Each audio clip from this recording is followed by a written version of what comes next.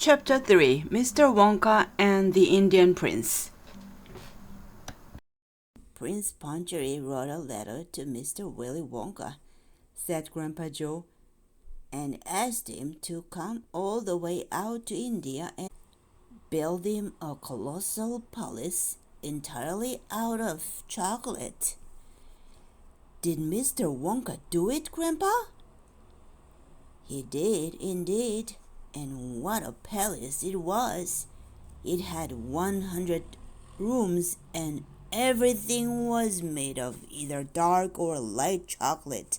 The bricks were chocolate, and the cement holding them together was chocolate, and the windows were chocolate, and all the walls and ceilings were made of chocolate.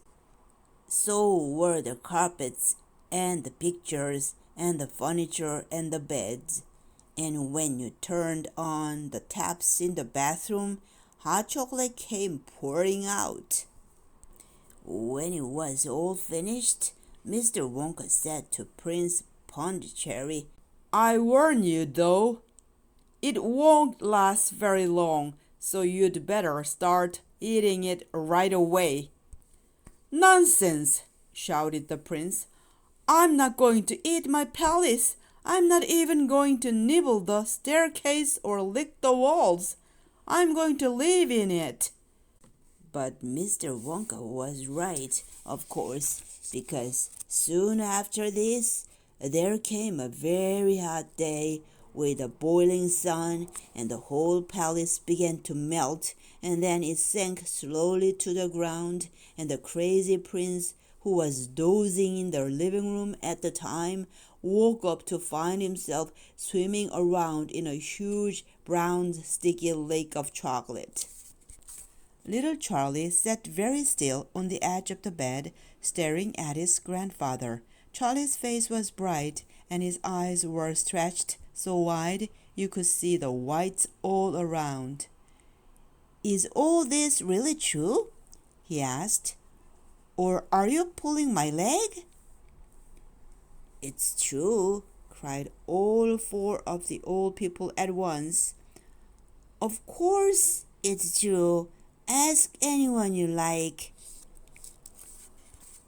And I'll tell you something else that's true, said Grandpa Joe, and now he leaned closer to Charlie and lowered his voice to a soft, secret whisper.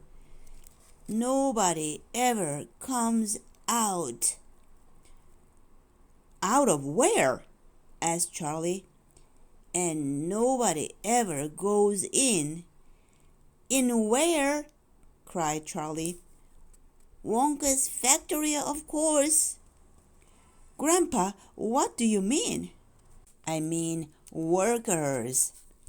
Charlie. Workers? All factories, said Grandpa Joe, have workers streaming in and out of the gates in the mornings and evenings, except Wonka's. Have you ever seen a single person going into that place or coming out? Little Charlie looked slowly around at each of the four old faces, one after the other, and they all looked back at him. They were friendly, smiling faces, but they were also quite serious. There was no sign of joking or leg pulling on any of them. Well, have you? Asked Grandpa Joe. I really don't know, Grandpa, Charlie stammered. Whenever I walk past the factory, the gates seem to be closed. Exactly, said Grandpa Joe. But there must be people working there. Not people, Charlie. Not ordinary people, anyway. Then who? Cried Charlie. Aha! That's it. You see, that's another of Mr. Willy Wonka's clevernesses. Charlie, dear, Mrs. Bucket called out from where she was standing by the door. It's time for bed. That's enough for tonight. But, Mother, I must hear. Tomorrow, my darling. That's right, said Grandpa Joe.